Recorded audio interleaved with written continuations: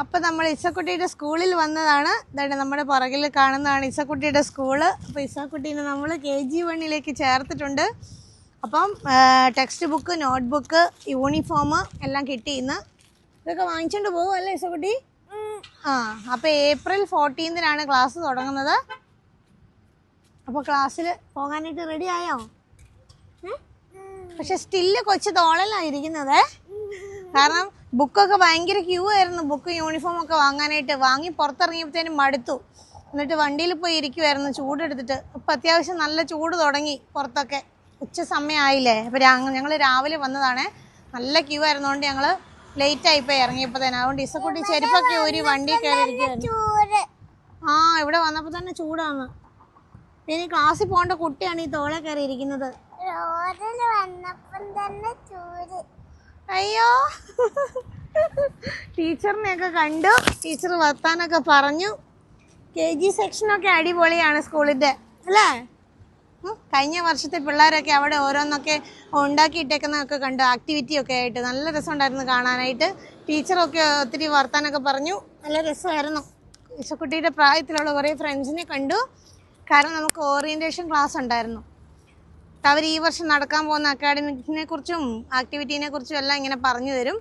ഇവർക്ക് മെയിനായിട്ട് 7 കാര്യങ്ങളാണ് ഫോക്കസ് ചെയ്യുന്നതെന്ന് പറഞ്ഞേക്കുന്നത്. അതിനകത്ത് ലിറ്ററസി, പിന്നെ ന്യൂമറസി, പിന്നെ UTW അങ്ങനെയൊക്കെ കുറേ കാര്യങ്ങളാണ് വരുന്നത്. ഫണ്ണായിട്ടും ഒക്കെ ആയിട്ടുള്ള പഠിത്തമാണ്. സീരിയസ് ആയിട്ട് പഠിക്കാനൊന്നുമില്ല അങ്ങനെ. പിന്നെ ചെറിയ ചെറിയ അസസ്മെൻ്റ് ആണ്. അത് 3 ടൈമായിട്ട് നടത്തും. അങ്ങനെയൊക്കെയുള്ള കാര്യങ്ങളാണ് നമുക്ക് പറഞ്ഞു തന്നത്. പിന്നെ എല്ലാം ആപ്പ് വഴിയൊക്കെയാണ് ഇവർക്ക് ചെയ്യുന്നതൊക്കെ. അതൊക്കെ നമുക്ക് എക്സ്പ്ലെയിൻ ചെയ്തു തരും. പിന്നെ ടാബ്ലറ്റ് വേണം. ടാബ്ലറ്റിൽ വേണം ഇനി ആക്ടിവിറ്റി ഒക്കെ ചെയ്യാനൊക്കെ ആയിട്ട്. അതൊക്കെ അവർ കാണിച്ചു കൊടുക്കും. നമ്മൾ വാങ്ങിച്ചു കൊടുത്താൽ മതി, കൊടുത്തു വിട്ടാൽ മതി ഇവരുടെ കയ്യിൽ. പിന്നെ എല്ലാ ദിവസവും കൊണ്ടുവരണ്ട കേട്ടോ. കൊടുത്തു വിടേണ്ട സമയമൊക്കെ അവർ പറയും. അങ്ങനെ ഓരോ ദിവസവും ഓരോരോ കാര്യങ്ങൾക്കായിട്ട് അവരിങ്ങനെ വെച്ചേക്കുന്നത്. ഇപ്പം മൺഡേ ഓരോ ആക്ടിവിറ്റി, ഒരു ടൈപ്പ് ആക്ടിവിറ്റി ആയിരിക്കും. ട്യൂസ്ഡേ വേറെ, അങ്ങനെ. പിന്നെ അസസ്മെൻറ്റ് നടക്കുന്നത് അവർ നമ്മളോട് പറയും. നമ്മൾ ജസ്റ്റ് ഒന്ന് പഠിപ്പിച്ചൊക്കെ കൊടുക്കേണ്ട കാര്യം അവർ പറയും. അവർ തന്നെ അവിടെ നിന്ന് ചെയ്യിക്കുവാണ്. വലിയ ഹാർഡായിട്ടുള്ളതൊന്നുമല്ല, ചെറിയ ക്ലാസ്സിലായതുകൊണ്ട്. പിന്നെ അറബിക്കിൻ്റെ ഒക്കെ ലെറ്ററൊക്കെ കുറേശ്ശെ പഠിപ്പിക്കാൻ തുടങ്ങും LKG UKG. അങ്ങനെയൊക്കെയാണ് കാര്യങ്ങൾ നമ്മളോട് പറഞ്ഞു തന്നത്. ഓറിയൻറ്റേഷനൊക്കെ അടിപൊളിയായിരുന്നു. എല്ലാവരെയും മുന്നിലൊക്കെ കൊണ്ടു നിർത്തി ഡാൻസൊക്കെ കളിപ്പിച്ചു, പാട്ടൊക്കെ വെച്ച്. അല്ലേ ചേട്ടാ? ചൂട്ടി ഭയങ്കര സീരിയസ് ആയിട്ട് ഇരിക്കുന്നുണ്ടായിരുന്നു ക്ലാസ്സിൽ അല്ലേ? അപ്പോൾ നമുക്ക് പോയാലോ? ഇനി നമ്മൾ യൂണിഫോം ഒക്കെ ഇട്ട് പുതിയ ക്ലാസ്സിൽ വരുന്നതായിരിക്കും അല്ലേ? ഇന്ന് ചേട്ടായിയുടെയും ചേച്ചിയുടെയും ഒക്കെ ഓറിയൻറ്റേഷൻ ആയിരുന്നു. അത് കാരണം എല്ലാവരുടെയും ബുക്കൊക്കെ വാങ്ങി, എല്ലാവർക്കും യൂണിഫോം ഒക്കെ വാങ്ങിച്ചു പോകാൻ നോക്കുന്നു. അപ്പോൾ പുതിയ അധ്യയന വർഷം ആണോ?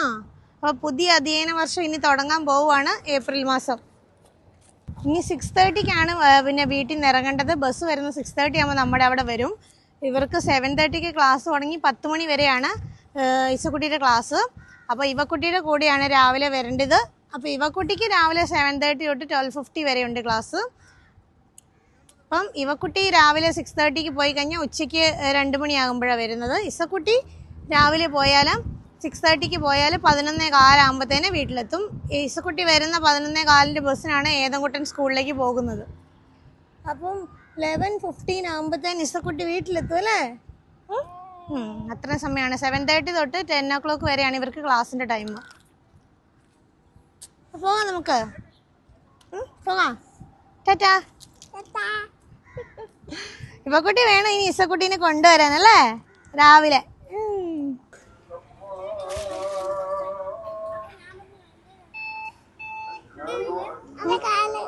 കേട്ടോ? അപ്പോൾ നമുക്ക് പോയേക്കാം. ഇരിക്കെ ഇവിടെ ഇരുന്ന് ചെയ്തുട്ടാ.